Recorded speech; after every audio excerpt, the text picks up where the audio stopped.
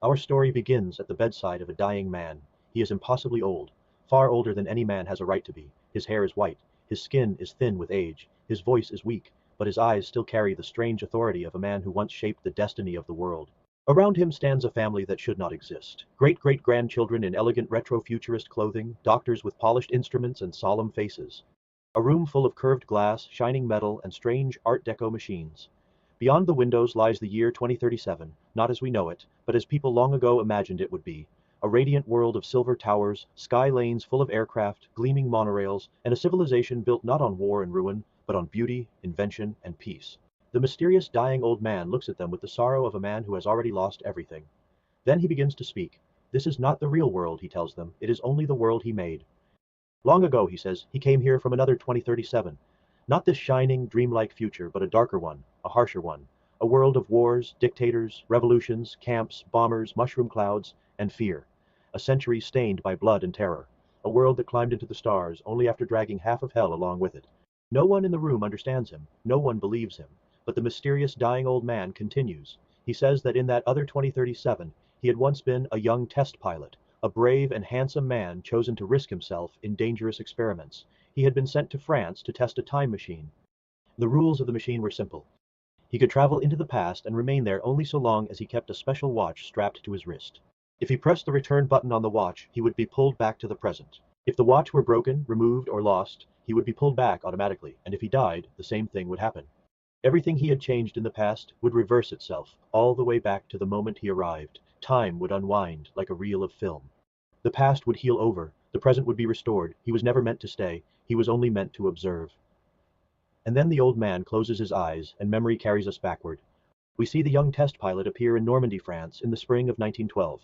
The air is soft, the grass is green, horse carts roll along the roads, men wear dark coats, women wear hats. The old world still believes itself safe.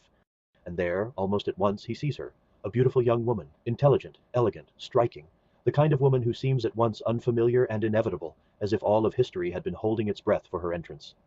He speaks to her, he walks with her, he laughs with her, and almost immediately something impossible happens.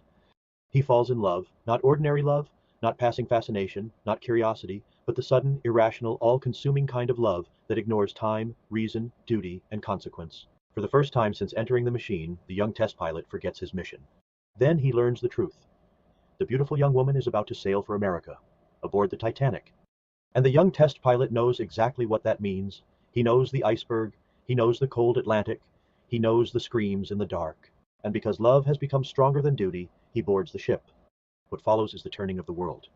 Aboard the Titanic, among chandeliers and polished brass and the lazy confidence of doomed luxury, the young test pilot changes history. By warning the right people, by acting at the right moment, by using knowledge no man in 1912 should possess, he prevents the sinking. The Titanic survives, thousands survive. And from that one impossible act, the century breaks in a different direction. The young test pilot stays in the past. He marries the beautiful young woman. He builds a life with her. And with the knowledge he carried backward from a terrible future, he begins to transform the world. He gives humanity inventions early. He speeds the growth of aviation. He advances science by decades. He prevents wars before they begin. He changes alliances before they can harden into hatred. He turns mankind away from the century of blood that was waiting for it.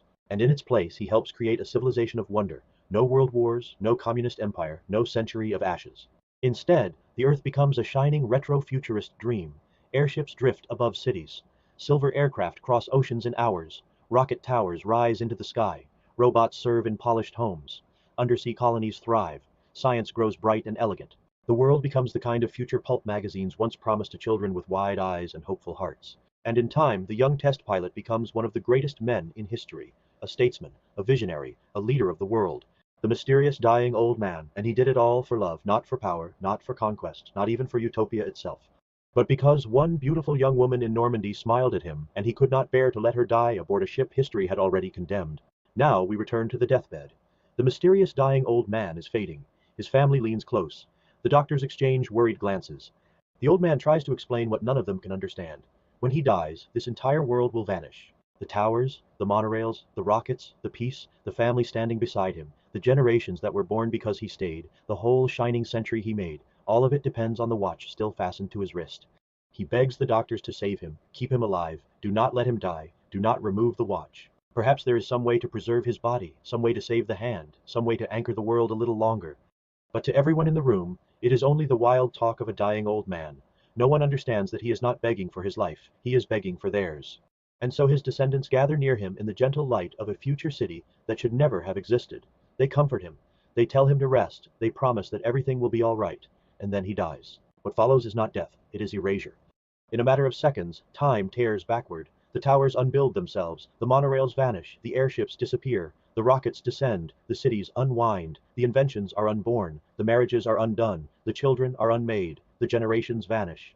The whole bright false century collapses in reverse, all the way back through the years, through the saved Titanic, through Normandy, through 1912 itself, until the young test pilot is ripped out of the past and hurled forward into the instant he left. The laboratory returns. The real 2037 returns. The harsher one, the ordinary one.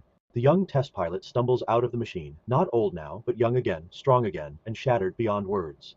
To the scientists in the room, he has only been gone for a second. The lab assistant runs to him and asks what happened, but the young test pilot cannot answer. He collapses into a chair, covers his face with his hands, and says only the same words again and again. It's all gone, all gone, all gone. Then, through his grief, he feels someone helping him, a hand on his shoulder, a gentle voice. He looks up, and there she is. The beautiful young woman from Normandy, the woman from the Titanic, the woman he loved, married, saved, and spent a lifetime beside. Only here she is young, bright-eyed, alive, dressed not in the clothes of 1912, but in a sleek time-travel jumpsuit. She has not gone anywhere yet. She is in the laboratory because she was meant to be the next test subject, perhaps to visit a majestic ship lost to history. She looks at him with concern, and perhaps with the faintest spark of something else. Then she leans toward the lab assistant and whispers softly, "Is this the other test pilot you hired? He's cute. I hope he's okay." And there, at the end of all ambition, all machinery, all attempts to master time itself, lies the final little joke. Man was never meant to see the future. Perhaps that is not our destiny. Perhaps that is not why we were made. The future must remain hidden from us, not because it lacks meaning, but because meaning requires uncertainty. We are not built to live by spoilers. We are not meant to know every consequence before it arrives. We must walk forward blind, because hope itself only works in darkness. But this is the atomic zone, and though the shining world he built is gone, though the century he tried to escape has returned, though the life he made for love has been erased like chalk from a board, love, being older than time and cleverer than machinery, still finds a way.